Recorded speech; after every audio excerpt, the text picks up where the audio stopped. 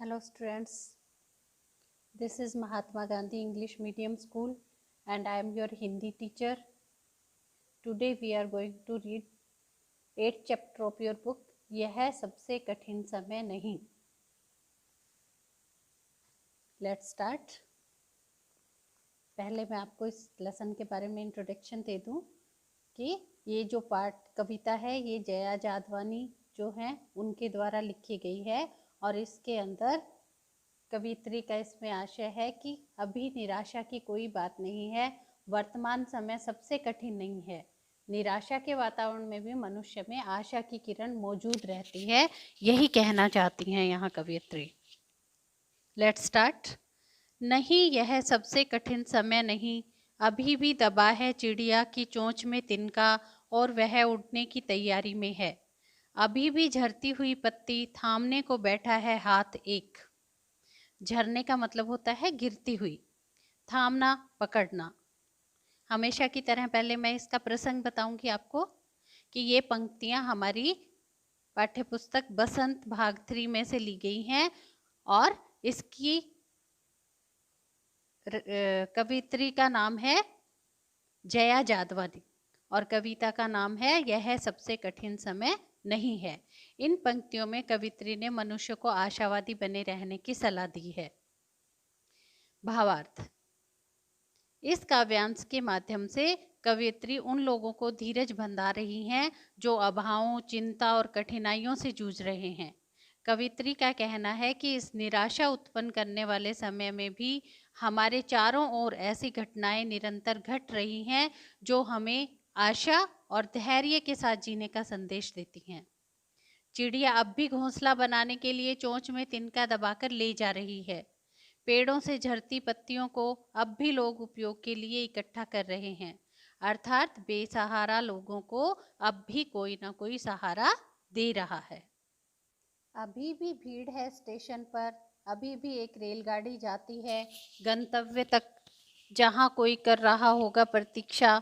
अभी भी कहता है कोई किसी को, जल्दी आ जाओ कि अब सूरज डूबने का वक्त हो गया है. गंतव्य का मतलब होता है पहुंचने का स्थान. प्रतीक्षा माने इंतजार. प्रसंग. प्रस्तुत पंक्तियां हमारी पाठ्यपुस्तक बसंत भाग 3 के सबसे कठिन समय नहीं है नामक पाठ से ली गई हैं और इसकी रचयिता हैं कवित्री जया जादवानी. इन पंक्तियों में कवित्री ने कठिन समय में भी हिम्मत बनाए रखने की सलाह दी है. भावार्थ. कवित्री कहती हैं कि स्टेशनों पर अब भी आने जाने वाले लोगों की भीड़ दिखाई देती है. रेलगाड़ियां अपने पहुंचने के स्थानों की ओर अब भी जा रही हैं जहां लोग पहुंचने वालों का इंतजार कर रहे हैं. अब भी घर घर में बाहर गए लोगों का शाम के समय लौट आने की बाट देखी जा रही है.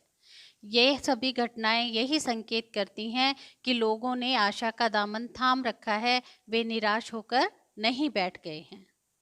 अभी कहा जाता है उस कथा का आखिरी हिस्सा जो बूढ़ी नानी सुना रही सदियों से दुनिया के तमाम बच्चों को. अभी आता है एक बस अंतरिक्ष के पार की दुनिया से लाएगी बचे हुए लोगों की खबर. नहीं, यह सबसे कठिन समय नहीं. सदियां होती हैं सैकड़ों वर्ष, तमाम, बहुत से. प्रसंग. प्रस्तुत पंक्तियां हमारी पाठ्यपुस्तक बसंत भाग 3 के यह सबसे कठिन समय नहीं नामक कविता से लिया गया है. इस कविता की रचयित्री जो है वो जया जादवानी है. इन पंक्तियों में भी कवित्री जो है वो निराशा के समय में आशा का संदेश देते हुए हिम्मत बनाए रखने की सलाह दे रही हैं. भावार्थ. बच्चों को घर के बुजुर्गों द्वारा प्राचीन काल से ही कहानियां सुनाई जाती रही हैं. कवित्री कहती है कि आज भी बूढ़ी नानी द्वारा प्राचीन काल से सुनाई जाने वाली कहानी का आखिरी हिस्सा सुनाते हुए कहा जाता है कि कुछ लोग अंतरिक्ष के उस पार सैर के लिए गए हैं. वहां वह किसी संकट में फंसने के कारण वापस नहीं आ सके. उन लोगों की कुशलता का समाचार लेकर अंतरिक्ष की दुनिया से एक बस आती है. ये बसें भविष्य में भी आती रहेंगी. जब धरती पर इतना सब कुछ बचा है तो हे मनुष्य, तुम्हें जहां जरा भी निराश नहीं होना चाहिए. I hope you understood.